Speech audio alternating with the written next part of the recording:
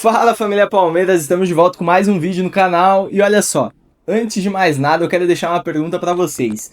Investe em contratações ou aposta na base? O que você faria? Já comenta aí embaixo e se você não é inscrito no canal, se inscreve agora, deixa o seu joinha, hype o vídeo, dá aquela força para nós, família, e bora pro vídeo de hoje. Sendo bem objetivo, quero comentar um pouquinho para vocês, né, sobre a minha opinião a respeito aí. Cara, a gente deve investir na base ou a gente deve investir em contratações?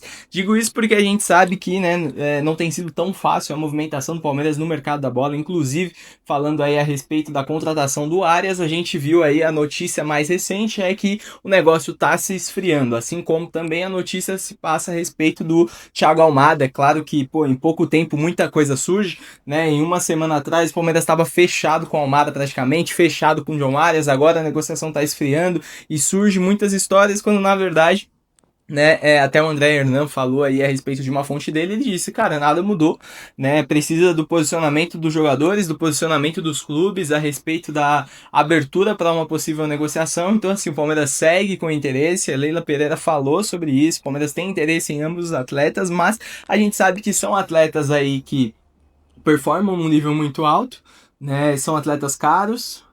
Envolve aí muitas complicações essa negociação. A gente já falou aqui a respeito do John Arias, por exemplo, que tem a preferência do Fluminense, então o Palmeiras pode até mesmo querer, mas a partir do momento que o Wolves abre ali para uma possibilidade de negociação, o Fluminense precisa ser avisado e tem a opção de cobrir ou não a oferta do Palmeiras. Então são negociações complicadas e que levam tempo, mas mediante a tudo isso surge aquela dúvida, cara, até em que momento vale apostar na base ou vale buscar contratações? Porque assim, pensando no histórico do Palmeiras, é claro, e a gente espera que isso mude, porém, quando a gente olha temporada passada, o Palmeiras investiu muito. Porém, poucos jogadores trouxeram o retorno que deveriam trazer. Isso é fato. E aí a gente começa a levar as posições que o Palmeiras investiu. Pô, o Palmeiras trouxe um zagueiro, Mikael, e mandou o Naves embora.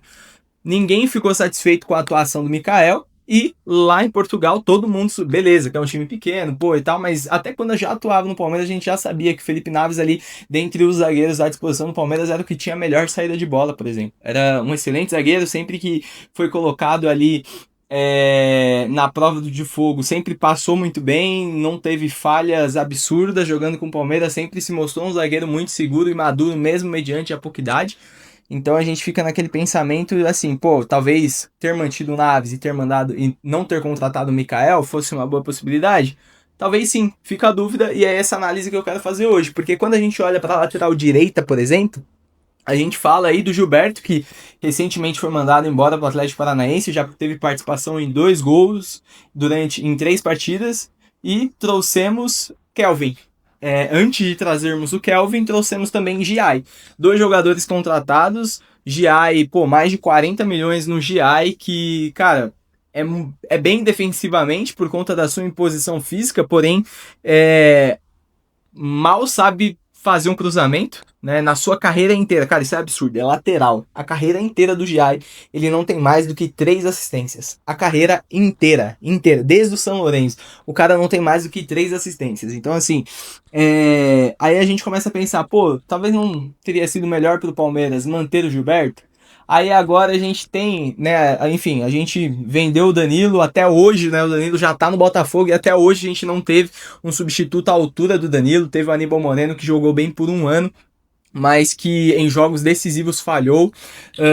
E aí vai surgindo o pensamento, para esse nível de contratação que o Palmeiras tem feito, talvez não seja melhor manter os jogadores da base. Quando a gente olha os jogadores que nós temos hoje, por exemplo, a gente vê que o Alan, pô, seria vendido e viria o John Arias. Será que o John Arias performaria melhor do que o Alan está performando hoje? Cara, eu tenho minhas dúvidas, sabe? Eu tenho minhas dúvidas também a respeito da contratação de um primeiro volante, porque quando a gente olha o Luiz Pacheco, jogou muita bola no jogo de ontem. Ele entrou ali, pô, diante do Santos, poucos minutos, ninguém percebeu a efetividade dele, porém em termos de marcação ele foi muito bem.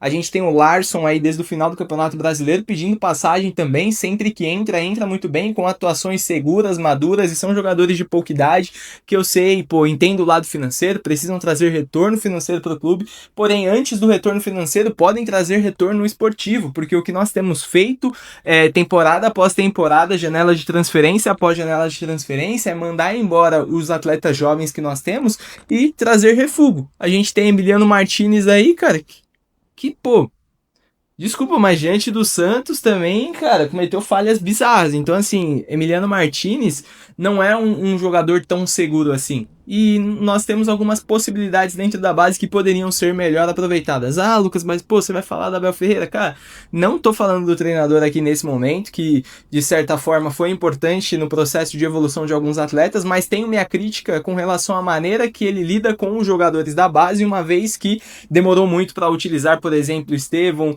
Endrick, Luiz Guilherme. Fomos eliminados pelo pior Boca Júnior da história na Libertadores, com o Endrick no banco, por exemplo. Mandou embora o Kelvin, que hoje tá deitando lá no Fulham. Tem música, tem bandeira da torcida para ele e tudo mais. Então, assim, a gente tem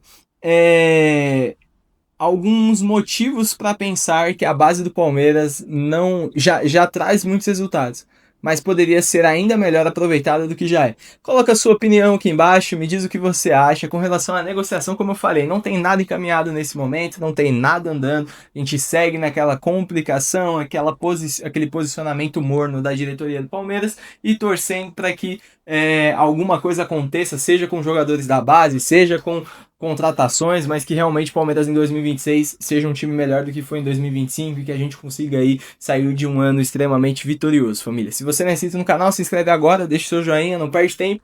Em breve a gente volta aí com mais informação, misturada de opinião e tudo mais a respeito de tudo que rola no mundo Palmeiras. Grande abraço para vocês, família, avante palestra, valeu!